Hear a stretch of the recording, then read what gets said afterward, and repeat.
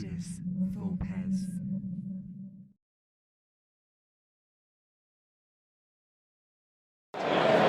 Welcome to Ludus Vulpes. My name's Kirsty, and today I'm with Mark. Hi Mark, how are you? You okay? Yeah, I'm good, thank you. Good, good. How's aircon going? Yeah, really good, really busy Good. so far. Yeah. Looking forward to another couple of days. Yeah, it'd be good, it'd be good.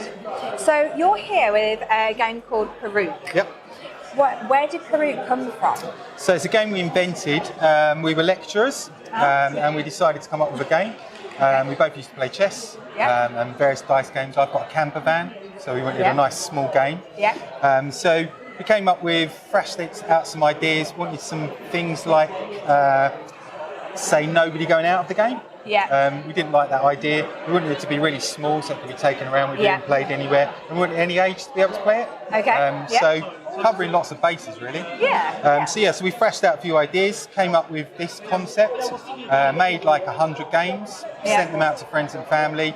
No one gave them back, and then we kept getting emails. So we ended up making more and more. We made 1,000. Took them to the UK Games Expo. Nice. Sold out. Yeah. So we're now onwards and upwards. That's brilliant. We now kind of make a number of sets, and we take it all over the place. Perfect. Well, Phil, would you like to come a bit closer and we can learn about how the game plays?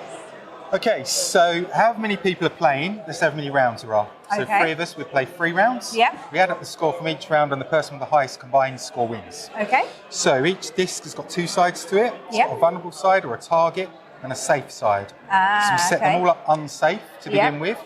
And on the first roll, we can only use the values of the dice to make our own one safe. Okay. So I got a 1, a 2, a 4. Yep. That's for you. And then I'll do the same? You roll your own dice. I roll, yep. Okay, so I got 2 5s there. Good in the next bit.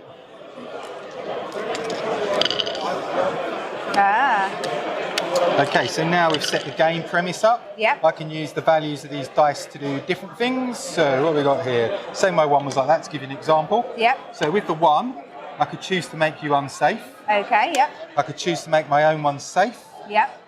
This player's is already unsafe, so I can take it. So it comes out of the game, so that's 1 point. With the 2, I'm going to take your 2. Okay. So it's 3 points. And with the 5, I'm going to protect my own. Okay. So it's for you. My turn.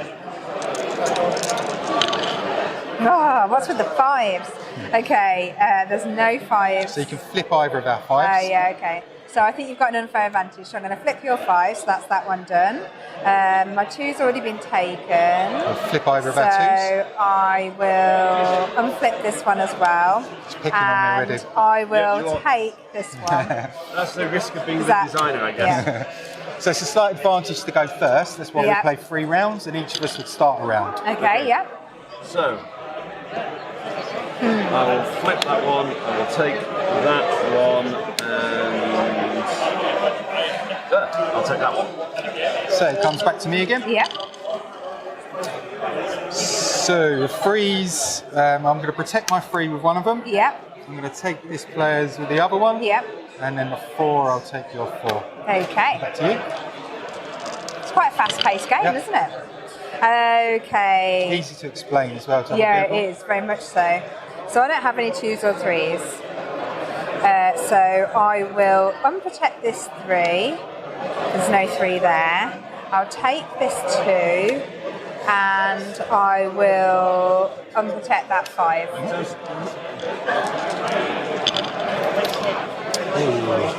Now whose 6 is he going to take? 6, 3 and 3. So, I'll take that 6, I'll take that 3, because there's a little bit of parity there, and I've got nothing to do with my last 3. So what we do is, I'll speed it up for you, we keep going around like that. Yep. Keep going around until we get to this stage, say. If I now rolled a 5, I take your last disc, and so I'd end the round. Okay. Because I'm the one that's ended the round, I keep all of my discs onto my score. Okay. And I also take anything any other player's left unsafe. Anything you've kept safe goes into your score. So we add them up. So you've scored 4. Set them up 1 to 6 again. You start the next round. You'd start the last round. Person with the highest combined score from the 3 rounds wins. Because you can see I'm probably winning. You two in the next round might form a bit of a strategic alliance and target me, stop my score going much higher. So that means you can keep the scores quite even, so it keeps it quite exciting. with this red dice, you can play a little variant rule. So at the beginning of the game, decide if you want to play with a red dice rule or not. If you do, you're playing exactly the same way. I can use the 1, the 2 and the 3 separately, or I could choose to add the red dice to another one. Okay. So I can make a 3 or a 5. So say we're in this situation, saying you had that 3. Yeah. In the normal game, all I'd be able to do would be to flip your 3. Whereas in this one, I can add the red dice to that and be able to take it as well. Yeah. I like that. Ah, that's brilliant. That's brilliant. So the name, Peruke, comes from a lecture we used to do. We were lecturers in fine art and critical theory. It's based on a French philosopher called Michel de Certeau. It talks about a political tactic called la Peruke, which are the big French wigs. So it's about disguising. So basically, it's about making stuff for yourself in your employer's time without them knowing. And so the first 100 games we made using the university's laser cutters without them knowing. So we la Peruke the university. I see. I like that. I like that. Yeah. And so you've got some different variants here as well. You've obviously got the classic here that I think is the one we've just played. Yep. You've got the Target, and then obviously you've got the Black Label and the Special Edition. Yeah, so these two are both made from beech. Okay, yeah. So it's real beech veneered wood. Yeah. These two we tried to take as much feedback as we can and try and make it as playable as possible. Yeah. And some people take it camping with them or play it in bars and pubs, and sometimes those sort of lower light it's not so easy to see. So we tried to design it one with completely toy safe inks. So that it's a little bit more easier to see. So this itself is the setup for the 2-player game. I see, which you play in exactly the same way. So we'd have 2 sets of discs each. So we'd have a primary row and a secondary row. 2 of us playing, so we play 2 rounds. Start the game in exactly the same way, so we can only use the dice to make our own ones safe. So the first roll, we'd turn these over. You do the same thing. And then we play like normal. When someone loses all of this primary row, that's the end of the round. Right. So it's a bit like playing a 4-player game between the 2 of you. That gets quite good, and it's really good to play with a red dice rule as well. Of course, Okay, so for everyone who's at Aircon, they can obviously come and collect this game. How much is it? So it's $19.99. $19.99, perfect. We make everything ourselves, so it's high-end product. Perfect. We've designed everything so that it will last you pretty much a lifetime. All our packaging is compostable. So it's not, we're not designing boxes that are going to break down.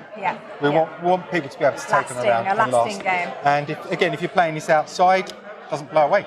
Of course. It can get wet as well. And if you take this bowl away, actually it plays in a very small space. With that as well. So Okay, so for those who unfortunately can't get to Aircon, how can they find this game and find out more details? We've got our website, perukegames.co.uk. Perfect. We've got Instagram, Facebook, all that type of stuff. Most of our sales comes on our website. And they tend to be exponential. So we get one person will play it with one family. See how easy it is to play and how easy it is to explain, and then we sort of take things through that. And we try to make a game that everyone can play and enjoy. It's not too complicated, but there's also elements of strategy and tactics in it as well. Well, I like it. I've never played chess before, and I know you mentioned like the chess background, and actually I picked that up straight away. It's a really good game. So it feels like an old game. You know what I mean? It doesn't feel like a new game. And people sort of saying, "Oh, how long does this come? Does this come from Greece or something?" No, just up here. That's perfect. Thank you so much for your time, Mark. Really appreciate it. Thank you. Thanks, everyone. See you soon. See you later.